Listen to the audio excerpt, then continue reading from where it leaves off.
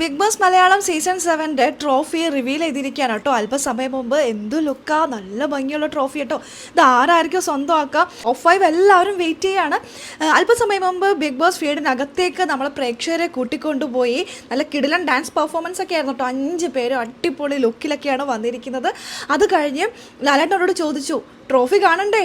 അവസാനം ലാലേട്ടനത് നമ്മളെ പ്രേക്ഷകരെ കാണിച്ചിരിക്കുകയാണ്. കിടിലൻ ലുക്കാണ്, നല്ല രസമുണ്ട്. എന്തായാലും അടിപൊളിയാണ്. ഇത് ആരായിരിക്കും സ്വന്തമാക്കുക, ആരായിരിക്കും ഇത് കൊണ്ടുപോവുക, നമുക്ക് കാണണ്ടേ? നിങ്ങൾക്ക് കാണണ്ടേ ട്രോഫി?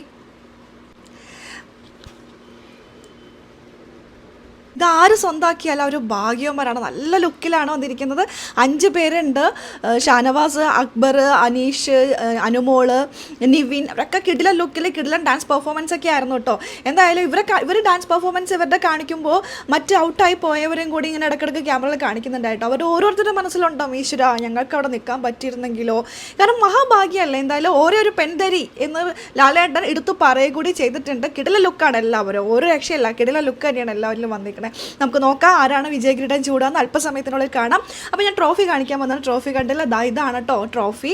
സീസൺ 7 വിന്നർക്ക് കിട്ടാൻ പോകുന്ന ട്രോഫി. ഈ തവണത്തെ ട്രോഫി നല്ല ഭംഗിയുണ്ട്, എനിക്ക് ഭയങ്കര ഇഷ്ടപ്പെട്ടോ. നിങ്ങൾക്ക് ഇഷ്ടപ്പെട്ടോ?